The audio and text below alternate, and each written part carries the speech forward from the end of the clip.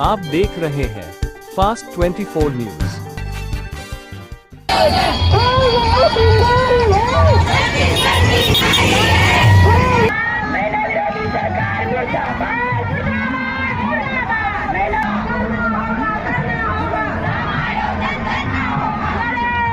छत्तीसगढ़ में बीएड शिक्षकों का संघर्ष, समायोजन की मांग पर सड़कों पर उतरी महिलाएं।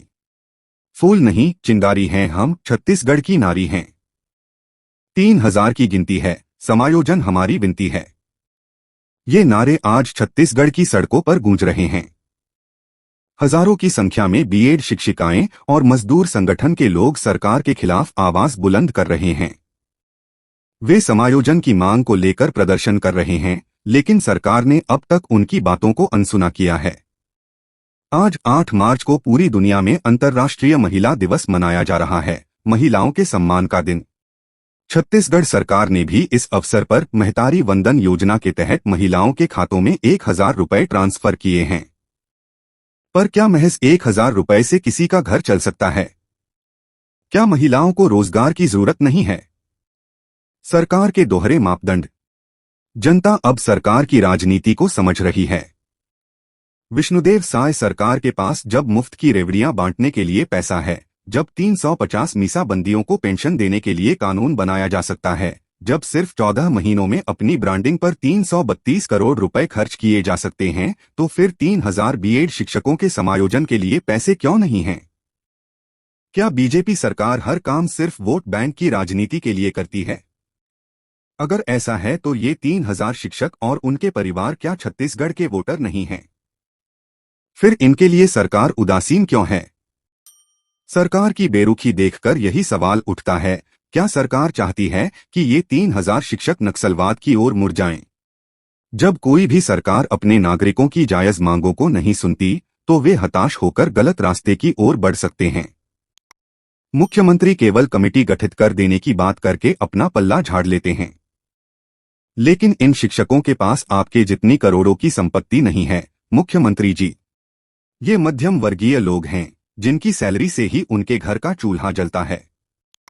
2 महीने से वेतन नहीं मिलने के कारण उनके परिवार भूखमरी के कगार पर हैं। बीजेपी की ही सरकार ने निकाला हल, फिर छत्तीसगढ़ में क्यों नहीं? अगर छत्तीसगढ़ सरकार कहे कि उनके पास कोई विकल्प नहीं है, तो यह सरासर झूठ होगा। हमारे पड़ोसी राज्य में भी यही समस्या थी, वहां भी बीएड शिक्षकों को नौकरी से निकालने की स्थिति बन गई थी। लेकिन वहां की बीजेपी सरकार ने इच्छाशक्ति दिखाते हुए बीच का रास्ता निकाला और शिक्षकों को राहत दी। तो फिर छत्तीसगढ़ में ही सरकार इतनी बेरुखी क्यों दिखा रही है? ये कि मध्य प्रदेश में जब इसी कानून को लेकर, सुप्रीम कोर्ट के इसी आदेश को लेकर वहां के शिक्षकों की नौकरी बच गई है, तो मेरे छत्तीसगढ़ से नौकरी से जो लोग निकाले गए हैं, आप एक कमेटी बना करके भेज दीजिए वहां। अगर खर्चा लगता है तो वो सरकार उठा ले। सरकार के पास डबल इंजन की सरकार है, 2-4 लोगों को भेज करके पूछ लीजिए, और वो भी नहीं होता तो फोन पे बात कर लीजिए, भाई कि आपने कैसे बीच का रास्ता निकाल लिया। मैं कई डिबेट कर चुका हूं और मैं बार बार कह चुका हूं कि पड़ोस के राज्य में इसी चीज को लेकर सॉल्यूशन निकल गया, आपके अधिकारियों से नहीं निकल रहा, कोई बात नहीं, आप उनसे पूछ लीजिए। अगर उनसे सिर्फ एक फोन करने से हमारे 3000 लोगों की नौकरी का रास्ता निकल सकता है, तो मुझे समझ नहीं आता है कि सरकार बीजेपी की है तीनों जगह, उसके बाद भी आप लोग क्यों इस तरह के जो फैसले होते हैं उनको लेकर के विचार मंथन करके नहीं निकालते? और ये क्या वाकई में ब्यूरोक्रेसी इतना बड़ा अड़ंगा डाल रही है कि सरकार की मंशा पीछे है और ब्यूरोक्रेसी के अड़ंगे बड़े होते जा रहे हैं? सबसे चिंताजनक बात यह है कि इन 3000 शिक्षकों की नौकरी संविदा नहीं थी, बल्कि नियमित थी। अगर किसी भी नियमित शिक्षक को सिर्फ 2 साल बाद सड़क पर लाकर खड़ा कर दिया जाए, तो छत्तीसगढ़ का कोई युवा भविष्य में सरकारी नौकरी ज्वाइन करने का साहस ही नहीं करेगा। क्या मुख्यमंत्री जी यह नहीं समझ पा रहे हैं, या फिर समझना ही नहीं चाहते? निगम चुनाव जीतने के बाद वे शायद सत्ता के नशे और अहंकार में चूर हो गए हैं। लेकिन उन्हें यह समझना होगा कि जनता के धैर्य की भी एक सीमा होती है। अगर यह आक्रोश विस्फोट में बदला, तो इसकी पूरी जिम्मेदारी आपकी होगी, मुख्यमंत्री जी। नारी के सम्मान में आज समायोजन की मांग।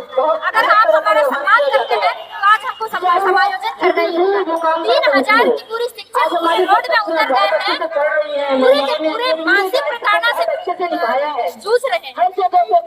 इतने दिन से सरकार को बने हुए 1.5 साल हो गए, तो अभी तक छोटी सी निर्णय नहीं निकाल पाई है कि इसको कहाँ समायोजित करें। हमारे शिक्षा सचिव जो कोमल परदेसिया जी वो पूछते हैं कि हमसे कितने लोग आए हो। आज हम जा करके देखे तूता में 3000 की संख्या खड़ी हुई है।